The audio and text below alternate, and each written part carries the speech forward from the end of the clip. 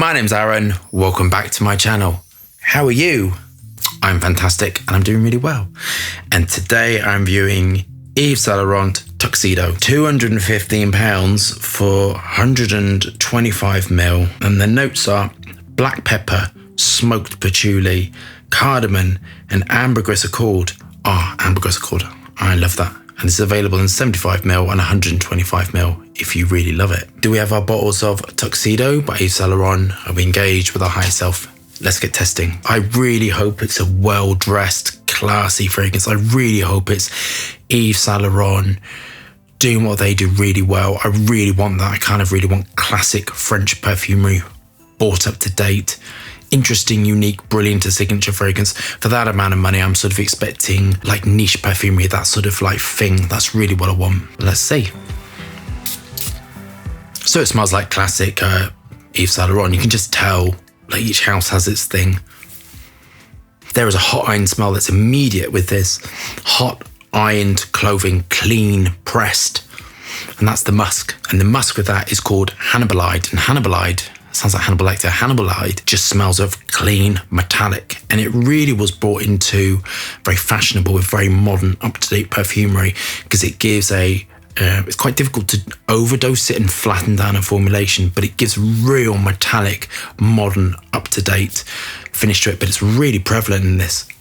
Of course, this is Ice Super and Hedion at the top, then sort of the musk. Now, in French perfumery, they use wood raw materials, and generally cedarwood-like raw materials, things like Lux Alone, which smells of sort of like vinegary cedarwood, but in stuff, it's phenomenal. I kind of love working with it, not quite as high as the French houses. And then they also use amberwood-like raw materials to give that dry finish to it. And that is apparent in this. This is just so classic. And you have the oak moss-like raw materials, the vanillin-like raw materials, and ionones. This is just like how to do difficult perfumery really well. This would be a really skilled classic perfumer updating, because this could be quite boring because it's not sort of all singing or dancing, but it's been handled in such a skilled way that I think it's instantly likable. It smells kind of how I was hoping it would, which is really well dressed. You know, this smells like posh person's fragrance. To me, this smells like you could go out in fresh, clean, white shirt, and like nice shoes, go out doing what people with lots of money do, posh people do, and kind of this is what it sort of reminds me of. It's sort of got an effervescence about it and a sophistication about it. So this has Damascene molecules in it, and there are 3 forms of Damascene molecules. Alpha, beta, delta. I think there's another form. There is another form which smells of wine. That's more expensive.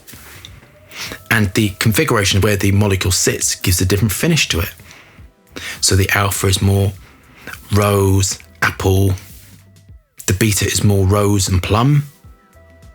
And the beta can be used fantastically in tobacco accords. That's why it's really good to give that sort of like tobacco leaf finish.